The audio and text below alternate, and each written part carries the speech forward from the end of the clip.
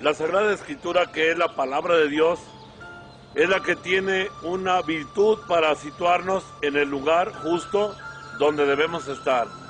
Y esa es la que nos pone en claro cuáles son las prácticas que enferman al hombre. Porque la Sagrada Escritura tiene la finalidad, como libro sagrado que es, de darnos a conocer el amor de Dios y lo que nos hace bien para nuestra salvación. Nos dice el libro de Levítico capítulo 19, versículo 31. No acudáis a nigromantes, ni consultéis a los adivinos, haciéndoos impuros por su causa. Yo, Yahvé, vuestro Dios. Palabra de Dios. Escuchamos en este sagrado texto la orden expresa de nuestro Dios en el libro de Levítico capítulo 19, versículo 31. No consultéis a los adivinos, haciéndoos impuros. ¿Qué es lo que Dios espera de nosotros? Indudablemente que Dios espera una vida pura, una vida llena de santidad. Ya lo había dicho la Sagrada Escritura en otros de sus pasajes: sed santos como yo soy santo. Así le hablaba nuestro Dios al pueblo de Israel.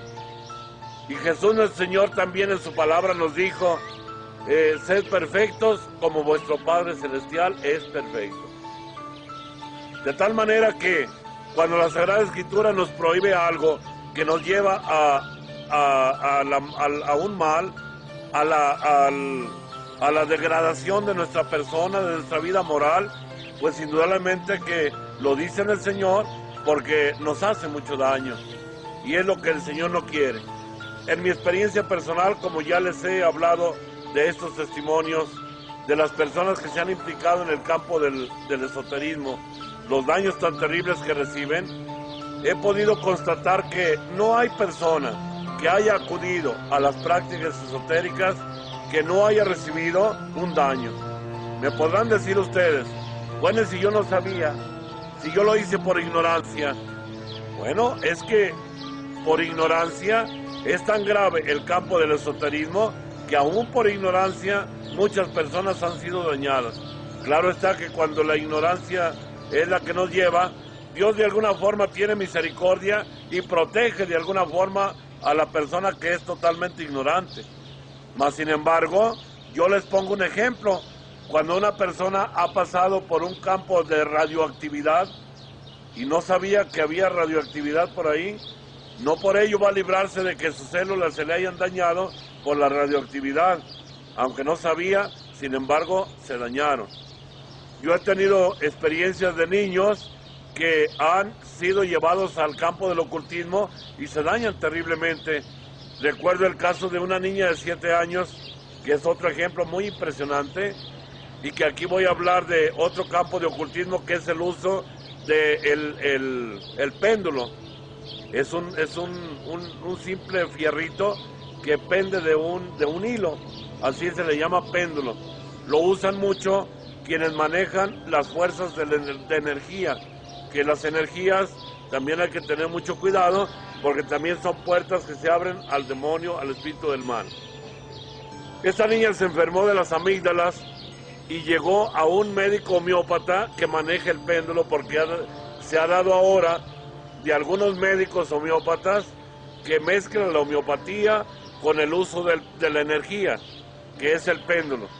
Ahí es un campo directamente de adivinación, porque ¿qué pasa con el péndulo? El péndulo consiste en que mueves el fierrito con un hilo y supuestamente la energía te va llevando a el medicamento adecuado que le vas a dar a aquella persona. Ahí ya no entra la ciencia homeopática, porque la ciencia homeopática procede de otra forma, procede a través de una repertorización. Así es como es la filosofía de Hahnemann, que consiste en consultar a la persona para escuchar cuáles son sus síntomas mentales y físicos, para sacar de ahí, de aquella sintomatología, el medicamento constitutivo de la persona para ayudarle a sanar. La homeopatía en sí misma es una ciencia y es muy recomendable y muy buena. No vamos en contra de la homeopatía, Pero cuando ya el médico renuncia a la ciencia homeopática y empieza a usar las fuerzas de energía a través del péndulo, es donde empieza a ritualizar la homeopatía y ahí le abre las puertas a las fuerzas del mal. ¿Qué sucedió con esta niña? La llevó la señora y el médico usó el péndulo. Cuando el médico le dio el medicamento, cambió completamente el carácter y el temperamento de la niña. Se convirtió en una niña agresiva, desobediente, y lo más dramático y terrible es que llegando a la casa, después de tomar el medicamento, empezó a insultar las imágenes de los santos, no las soportaba, cuando antes había sido una niña piadosa, que le rezaba a la Virgen, que le llevaba flores a la Virgen. Ahora escupió la imagen de la Virgen y le dijo una majadería. A la señora, la mamá, cuando vio aquello, inmediatamente se dio cuenta que había una infestación. Me la llevó a la iglesia. No la podía hacer entrar al templo, se contorsionaba, pero hacía la fuerza, entre su papá y su mamá la llevaron, y cuando entró a la sacristía, vio la imagen de la Virgen de Guadalupe, y delante de mí le dijo una majadería y le escupió la imagen. Entonces saco del armario el agua bendita, y le pongo el agua bendita, y gritó como si lo hubieran quemado con el agua. Y le ordené con fuerza: espíritu inmundo, no te corresponde estar en esta niña, déjala, ella es hija de Dios, no te pertenece. Y cuando le puse el agua bendita, gritó fuertemente y recuperó su autonomía, su carácter, su entidad. 2 días le dije: oye, mi niña, ¿le das un besito a la Virgen? Sí, se va y le da un besito a la Virgen. Y ahí cambió completamente, volvió a ser la misma. Y ya me platicó la mamá que todo aquello había sucedido desde que el médico homeópata le dio un medicamento seleccionado con el péndulo.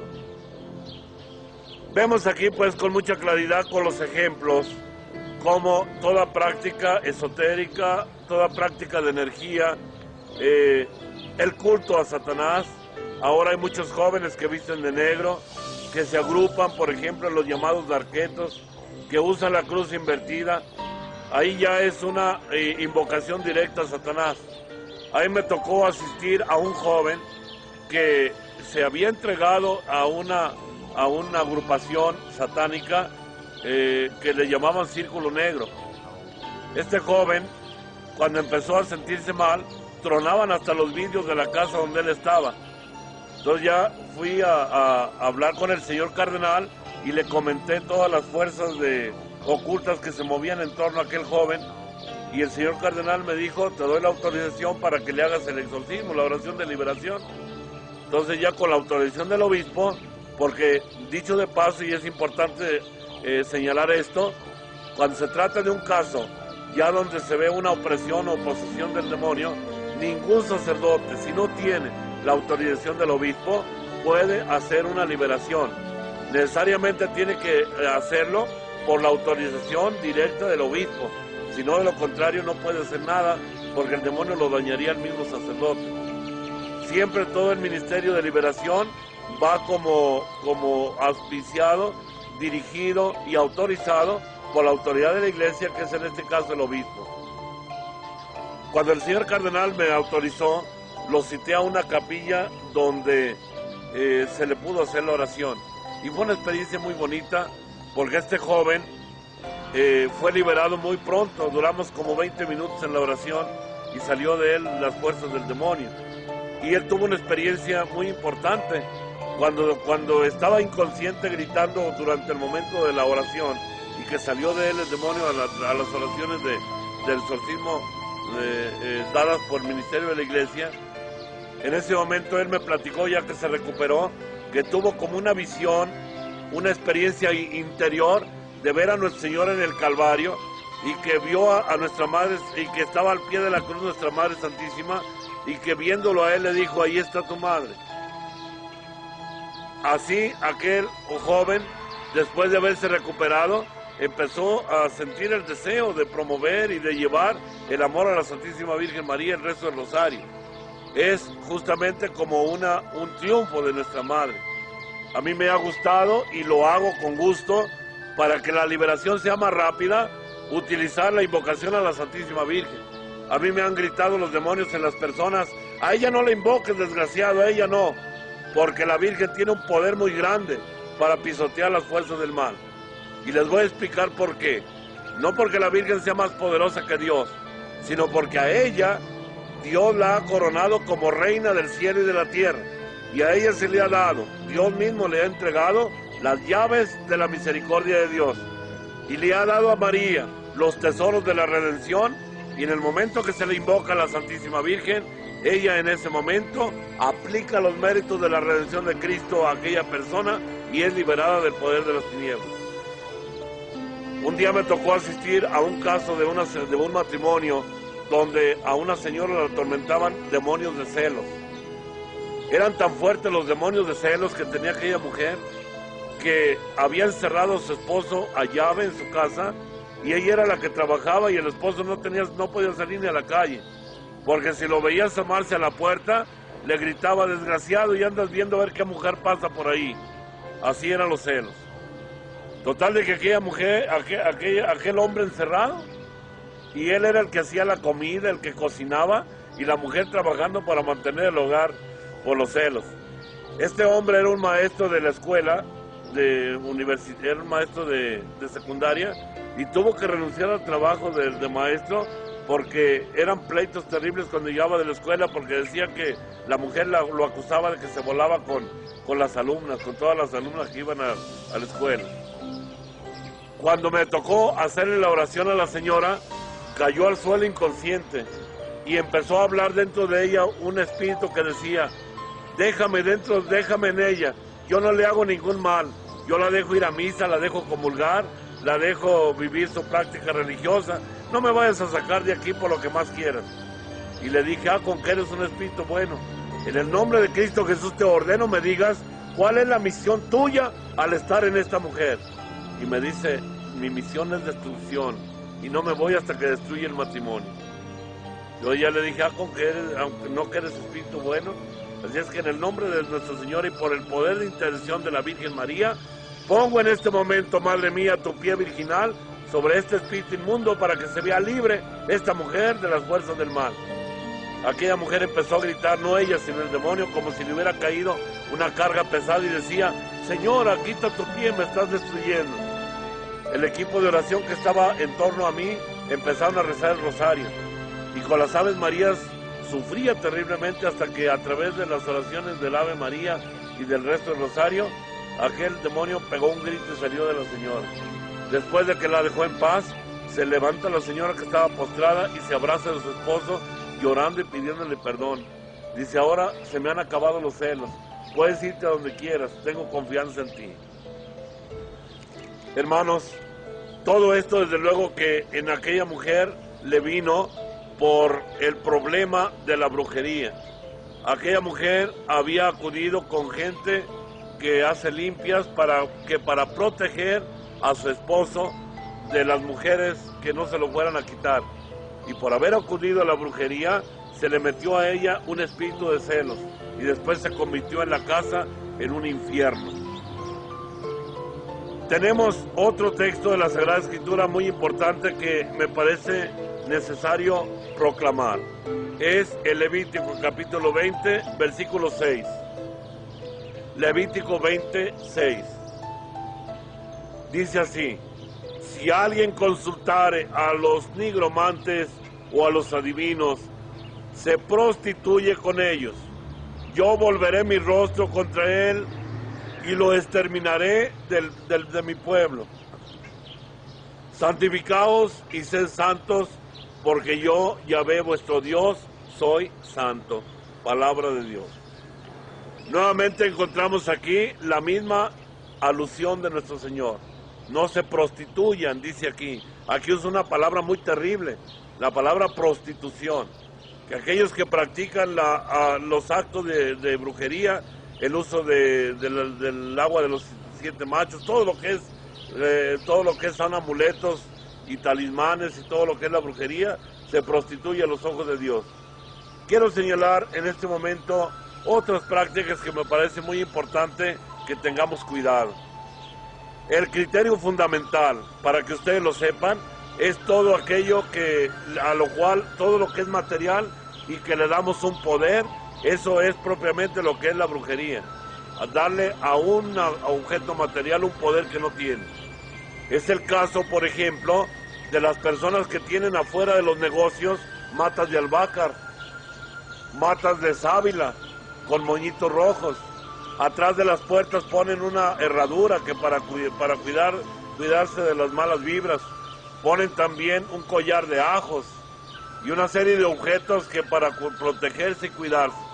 Un día una persona me invitó a bendecirle una carnicería y en cada lado de la puerta, de la cortina, estaba una matota de albahaca. Y le pregunté al señor, el dueño de la carnicería, le dije, ¿alguien aquí padece de la digestión? Porque eso es una mata para la digestión, un té digestivo. Me dice, no, padre, es que me las dieron que para las malas vibras, que para tener buenos clientes y para recoger la mala vibra. Le dije, pues resulta de que usted está poniéndole a la mata, dándole a la mata una autoridad, un poder que no lo tiene. Y aquí hay un acto se le llama, lo condena el Señor en la Sagrada Escritura, es un acto de idolatría. Idolatría. Es como cuando el pueblo de Israel hizo un becerro de oro para adorarlo. Tenía más confianza en el becerro de oro que en el Dios que lo había sacado de la esclavitud a la libertad. Es lo mismo que sucede cuando le damos importancia a una mata, a un objeto, a un amuleto, a un talismán, a una loción, a unos polvos, veladoras, a la oración de la mano poderosa, al Reiki. Esta mañana precisamente pasando por una comunidad de religiosas en el hospital, una hermana me dijo, padre, qué bueno que lo veo, le voy a hacer esta pregunta. Me invitaron al Reiki, que me iban a dar Reiki, que porque así se habían curado mucha gente con la energía de las manos. Entonces le dije, mucho cuidado hermana, porque eso es muy peligroso. Es abrirle las puertas al demonio para que sea él el curandero. Satanás es buen curandero, pero se cobra caro, se cobran los chinos. Si él da la salud del cuerpo, aparentemente, pero también daña espiritualmente a las personas. Así es que es malo, padre, claro que es malo. Todo lo que es el manejo de energías, el uso del Reiki, el Feng Shui, o algo así que se llama, el péndulo, todo eso, pues son prácticas que no están correctas. Todas las prácticas esotéricas en las cuales están incluidas las ritualizaciones, aún en los medicamentos de las medicinas alternativas, pueden ser peligrosas.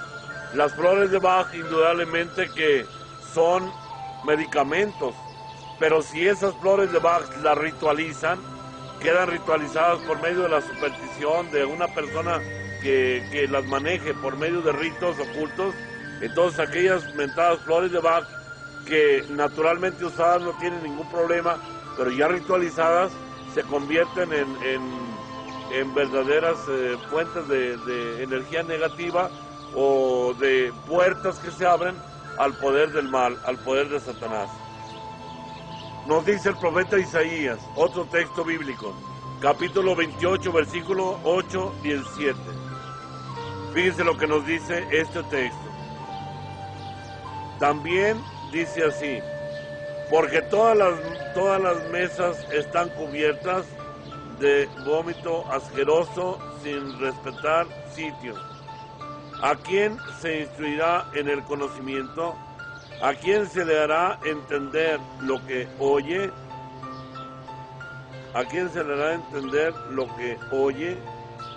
A los recién destetados, a los retirados de los pechos, porque dice Saúl, sí, con palabras extrañas y con lenguas extranjeras hablaré a este pueblo. Isaías 28, 8, 17. Dice, por eso así dice Yahvé, he aquí que yo pongo por fundamento de Sión una piedra angular, preciosa y fundamental, quien tuviere fe en ella no vacilará. Palabra de Dios. Vemos en este pasaje la importancia de no hacer caso a otras voces que no sea a una voz que Dios había prometido desde el Antiguo Testamento, y es la voz del gran profeta que para nosotros es en el cumplimiento de esta profecía es Jesucristo nuestro Señor. Él es el único que debemos escuchar, no a otras voces ni engaños, que son todas las promesas que se hacen por medio de las prácticas esotéricas. El profeta Jeremías en el capítulo 10, versículo 2 dice: al proceder de los gentiles no os abisméis, ni de los signos celestiales os espantéis, que se espanten de ellos los gentiles, porque las costumbres de los gentiles les son vanidad, un madero del bosque, obra de manos del maestro, con que el hacha lo cortó, con plata y oro lo embellece, con clavos y a martillazos lo sujeta para que no se menee. Son como espantajos de pepinar, que si hablan tienen que ser transportados porque no andan. No les tengáis miedo, que no hacen ni bien ni mal. No hay como tú, Yahvé, grande eres tú y grande es tu nombre en toda la tierra. Esta palabra nos habla también de la importancia de solamente tener a Dios como el único a quien debemos escuchar. Todo aquello que no sea la palabra de Dios, que no venga de las Sagradas Escrituras y que sea procedente del ocultismo o de la magia o de la adivinación, es una abominación a los ojos de Dios. Y quiero terminar solamente con una explicación muy importante, que es el peligro de consultar a los espíritus de los muertos. Lo voy a ilustrar con un ejemplo. De ello me han pasado varios casos. En una ocasión llegó una ancianita conmigo a la parroquia y me dice: padre, fíjese que el espíritu de mi esposo, que tiene 8 años de muerto, entró en una nietecita mía que tiene 6 años de vida. Una niña de 6 años que cuando nació ya tenía 2 años de muerto su abuelito. Resulta de que ahora hablaba dentro de la niña el abuelito y tenía la misma voz del abuelito y platicaba de tal manera que cualquiera hubiera dicho: efectivamente es el alma del abuelito. Entonces el abuelito empezó a convocar a sus hijos que estaban en Estados Unidos. Entonces empezó a darles buenos consejos al principio. Les decía que vivieran bien, que se casaran por la iglesia, porque había algunos de sus hijos que estaban sin casar por la iglesia, que fueran a misa. Pero cuando ya habían pasado 3 días de las instrucciones que estaba dando, llegó el momento en que les empezó a decir: pongan un cuchillo debajo de la almohada, carguen siempre un arma, y a cualquiera que quiera robarlos, adelántense y mátenlo, porque es necesario matar antes que dejarse robar. Y muchos consejos que ya le empezó a sonar mal a aquella ancianita. Y llegó conmigo y me dice: padre, yo estoy dudando de que no va a ser mi esposo. Y ya le dije: miren, no puede ser para nada su esposo, porque la Sagrada Escritura prohíbe toda práctica de invocación y de contacto con el espíritu de sus difuntos. Así es que esta niña viene a ser como un medium espiritista. El espíritu de su esposo está ahí, pero no es el espíritu real, sino que es un demonio tomando la forma del Señor, de aquel hombre que ya murió. Y ya me pidió que fuera a la casa, y cuando yo iba caminando hacia la casa, me encuentro con que al llegar a la casa me dice sale la mamá de la niña, que viene siendo la hija del hombre que había muerto y de la ancianita, y me dice: padre, dice, mi papá ya se fue, dijo hace rato, ya me voy, ahí viene un padre, ahorita no tarda en llegar, díganle cuando llegue ese padre que yo ya me fui, que ya no estoy, para que vean el engaño. Yo le dije: ah, ¿sí dijo eso? Ah, no, pues miren, vénganse, vamos a hacer la oración. Y cuando empecé a hacer la oración, empezaron a rugir tanto la niña como la mamá. y tuve que echarles agua bendita, salió de ellas el demonio y se fue. Pero se había escondido diciendo que ya no estaba, porque bien se daba cuenta que al llegar yo ahí, aquel espíritu iba a ser desenmascarado. Claro que se quedó al descubierto, porque la Sagrada Escritura claramente nos dice que no debemos tener ningún contacto con el espíritu de los muertos. Aquí aprovecho también para alertarlos de no dejarse engañar por prácticas actuales que inclusive están invitando por allá a retiros ocultos, retiros en lugares disfrazados con temas religiosos, pero les hacen jurar que no van a decir nada de lo que ven ahí. Y me acabo de dar cuenta de un retiro espiritual que dieron por ahí en un lugar donde una persona tuvo que romper el juramento y vino a comentarme lo que vio. Y dice que los hacen gritar con fuerza contra un objeto, golpeándolo para descargar todo el enojo que traen, pensando que es el papá o que es una persona que les hizo daño, que para como terapia de curación. Esas no son terapias de curación. Ese es abrir a los espíritus de odio, de rencor, para vomitar más veneno contra sus padres o contra los demás.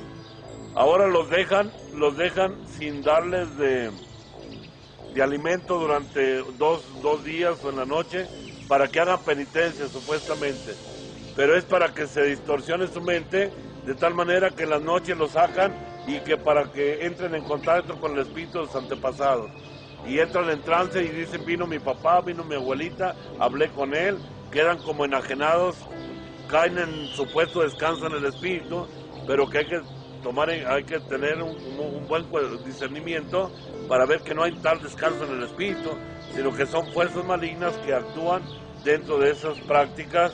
Ya desde el momento en que alguien te dice, juras no decir lo que ves aquí, es como cuando un hombre malo le quiere hacer una majadería a una niña o a un niño, le dice, no le vas a decir a tus papás, voy a hacer esto, pero no se lo vas a decir.